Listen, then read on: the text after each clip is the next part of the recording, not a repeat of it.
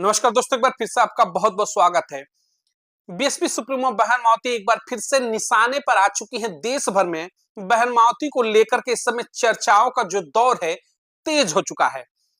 कथावाचक राम भद्राचार्य के द्वारा बीएसपी सुप्रीमो बहन माओवाती को लेकर के एक ऐसा बयान दिया गया मनुस्मृति को लेकर के कि उसके बाद में देश भर में बहन माओवाती और राम भद्राचार्य के बीच में मानिए कि आर पार की सवालों की बौछार लग चुकी है।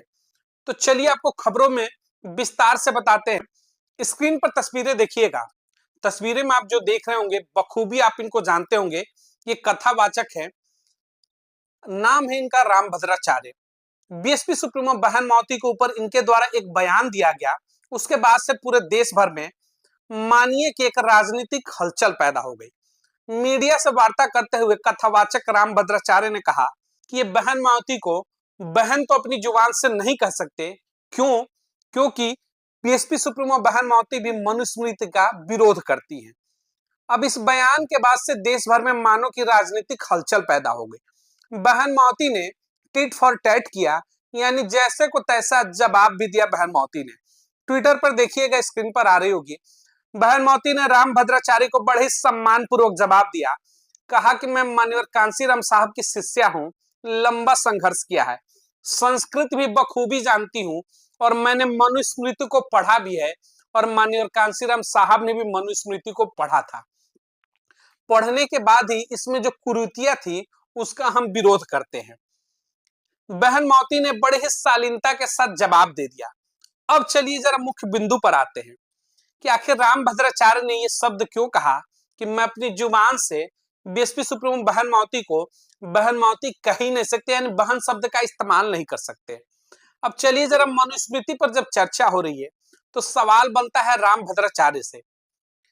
बीएसपी सुप्रीमो बहन माओवाती को बहन कहने से भी शायद इनको लगता है कि बहन का पद दे देंगे बहन माओवाती को अपनी जुबान से तो शायद जुबान भी अछूत हो जाएगी, जुबान भी अशुद्ध हो जाएगी। इस पूरे खेल को समझिएगा। जिस मनुस्मृति को लेकर के लगातार विरोध हुआ, हो सकता है एक दौर में मनुस्मृति की स्थितियां होंगी, उस पर तमाम चीजें समाज में व्यवस्थित की जाती थी, लेकिन जो उसमें दंश था महिलाओं को लेकर के, पिछड़ी जातियों को लेकर के, निम्न जातियों को लेकर के, क्या इस पूरे प्रकरण में राम भद्राचार्य हो या फिर देश भर के तमाम साधु संत, तमाम महामंडलेश्वर या फिर तमाम बड़े बड़े कथावाचक, क्या किसी ने भी सामूहिक मंच से आकर के आज तक क्या उन तमाम चीजों के लिए कभी माफी मांगा? कि उस दौर में जो हुआ उसके लिए हम मौजूदा समय में माफी मांगते कि ऐसी चीजें नहीं होनी चाहिए थी। अगर वर्णित था तो, अगर शूद्रों को हे दृष्टि से देखा जाता था तो ये व्यवस्थाएं उस दौर में होंगी, लेकिन अगर ऐसी थी भी तो हम उसका खंडन करते हैं, नहीं कर पाएंगे। लड़ाई तो मौजूदा दौर की यही है।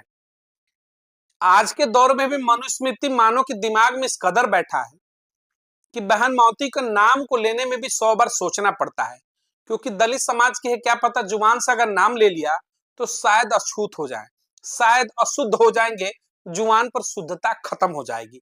अब इस चीज को समझिएगा। अगर मनुस्मृति में तमाम बड़ी चीजें गलत थी या सही थी तो मौजूदा दौर में भी क्या वो स्थितियां बनी नहीं है? क्या देश का एक बड़ा तबका, ब्राह्मण समाज का, या फिर एक बड़ा तबका जो कथावाचक या फिर तमाम ऐसे बड़े चेहरे, क्या कभी भी आपने इनको देखा किसी दलित बस्ती में जाते हुए, किसी दलित बस्ती में जाकर के किसी दलित परिवार के साथ बैठ करके भोजन ग्रहण करते हुए? क्या आपने देखा कभी रात्रि विश्राम करते हुए किसी दलित परिवार, किसी दलित बस्तियों में जाकर के? नहीं, क्योंकि आज भी दिमागों में कहीं ना कहीं, चीजों को माने या ना माने, आज भी दिमाग में चीजें कहीं ना कहीं बसी हुई हैं कि अगर एक शूद्र के घर पर भोजन करते हैं, रात्रि विश्राम करते हैं, तो हम कहीं ना कहीं अशुद्ध हो जाएंगे। इस पूरी वैचारिक सोच के खिलाफ ही तो अम्बेडकरवाद की लड़ाई थी। अब सोचिएगा, 4 बार के उत्तर प्रदेश के सूबे के मुख्यमंत्री बीएसपी सुप्रीमो बहन माओवाती जैसे बड़े चेहरे, और आज भी उनका नाम लेने में भी तमाम बड़े चेहरे संकोच करते हैं, बहन तो कह ही नहीं सकते हैं। तो इस लेवल को सोचिएगा। मनुस्मृति उस दौर में था, लेकिन आज भी उसका कहीं ना कहीं अंश उस झलकता हुआ नजर आता है मौजूदा दौर में। मनुस्मृति पुराने दौर की चीज हुई, मौजूदा दौर में भी आप उसी नजर से देखते हैं। देश भर का कोई एक चेहरा बता दीजिए, तमाम महामंडलेश्वर हो, बड़े बड़े चेहरे, आपने देखा होगा। अभी अब अंबानी परिवार में जब शादी का कार्यक्रम था तो पूरा का पूरा लाव लश्कर लेकर के महामंडलेश्वर वहां पर पहुंचे, जाकर के आशीर्वाद दिया। कभी देखा क्या आपने किसी दलित परिवार की बेटी को जाकर के किसी महामंडलेश्वर को या फिर किसी बड़े साधु संत को आशीर्वाद देते हुए, दलित बस्तियों में जाकर के चेतना जगाते हुए कि जो उस दौर में हुआ वो गलत था, मौजूदा दौर में तो सब कुछ सामान्य है, आप भी बराबर है हम भी बराबर है? नहीं देखा। क्योंकि आज भी ये जिस पद पर बैठे हैं खुद को ऊंचा समझेंगे और सामने वाले को अछूत समझेंगे। तो फिर मनुस्मृति की तो चर्चा होगी और उसका विरोध बीएसपी सुप्रीमो बहन मावती सिर्फ इसलिए करती हैं कि उसमें जो असमानता है, जो अछूत ऊपर नीचे की जो भावना है उसका खिलाफत है। किसी धर्म का यहाँ पर विरोध बीएसपी सुप्रीमो बहन मावती नहीं करती हैं। वो इस्लाम हो या फिर सनातन धर्म हो, उन्होंने कभी किसी धर्म का अपमान नहीं किया। एक उनके पूरे राजनीतिक जीवन के एक बयान आप नहीं दिखा सकते कि किसी धर्म को लेकर के उन्होंने कुछ गलत कहा हो। वो सिर्फ और सिर्फ उस सिस्टम की लड़ाई लड़ती हैं, यानी वो अंबेडकरवाद की विचारधारा जहां वो हाथ जोड़ करके कहती हैं कि इंसान है, इंसान समझो, इंसान की बस बराबरी दे दो, हमारे लिए यही काफी है।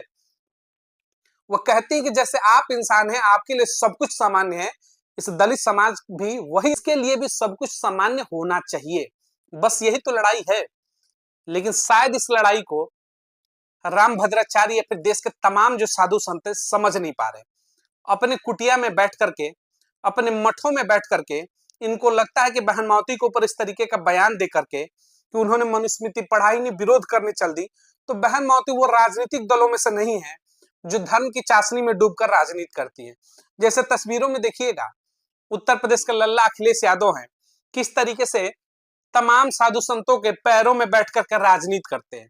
दूसरी तस्वीर में देखेंगे तो माथे पर जालीदार टोपी लगा करके रोजा भी करेंगे, यानी कि सेवैया भी खाएंगे।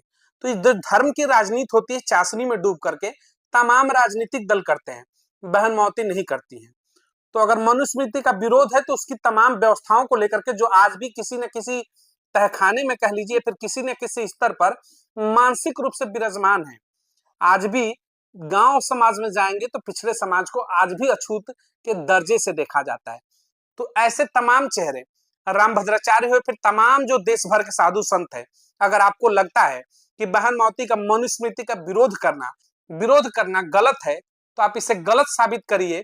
देश भर में घूमिए, आपका देश है, साधु संत हैं, समाज में जाइए, लोगों के बीच में जाइए, दलित बस्तियों में जाइए, रात्रि विश्राम करिए, उनके साथ बैठ करके भोजन करिए, बराबरी का सम्मान दिला करके दिखाइए। यकीन मानिएगा उस दिन ये तमाम विरोध जो है बंद हो जाएंगे। लेकिन चुनौती है कि आप ऐसा कर पाएंगे?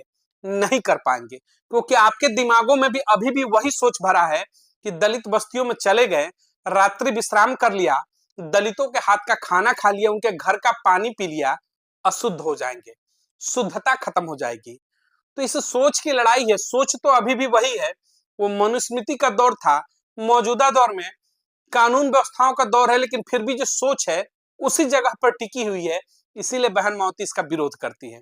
तो ये रामभद्राचार्य के द्वारा जो इस समय बहन मावती को लेकर के जो बयान दिया गया, बहुजन समाज को सोचना होगा कि आज भी आप किस पायदान पर हैं। कुछ लोग आज थोड़ी बहुत राजनीतिक भागीदारी क्या मिली कि मूछे ऐंठ करके, गले में गमछा लेकर के कहते हैं कि मैं तो नया दल बना लूंगा, मैं तो अब बहुत बड़ा हो चुका हूं, मुझे तो बराबरी मिल गया। कौन है बहन मावती, क्या है बहन मावती? जवाब मिल गया होगा आपको रामभद्राचार्य के द्वारा कि आज उन लोगों के नजरों में 4 बार के सूबे के मुख्यमंत्री भी जुबान से बहन कहने में 100 बार सोच रहे हैं। उस सोच को समझिएगा, उसी की लड़ाई है, आप समझ नहीं पा रहे। बटिए मत, मूछों पर ताव देने वाले आपको भागीदारी नहीं दिला पाएंगे। तो इनसे बचिए, बच करके रहिए, विखंडित मत होइए। बड़े ही मेहनत से और बड़े ही संघर्षों के बाद इस बहुजन समाज के पूरे कारवा को इकट्ठा करके एक मंच पर लाया गया। टूटने मत दीजिए, वरना ऐसे तमाम चेहरे, वो रामभद्राचार्य हो फिर देश भर के तमाम चेहरे आपके बीच में आएंगे, सवाल उठाएंगे। लेकिन जब आप इनसे कहेंगे कि जो मेरा सवाल है उसे गलत साबित करके दिखाओ, आ जाओ हमारे बीच में, आ जाओ बस्तियों में, आ जाओ हमारे गांव में, बैठो हमारे बराबरी में, खाना खाओ, पानी पियो, रात्रि विश्राम करो, यकीन मानिएगा इनकी चूल्हे हिल जाएंगी। तो इस समानता की लड़ाई में बसपा के हाथों को, बहन मावती के हाथों को मजबूत करिए, ताकि आपकी जो भागीदारी है देश के अंदर सुनिश्चित हो। वरना उस मनुस्मृति के दौर की जो सोच है अभी भी जिंदा है लोगों के जहन में।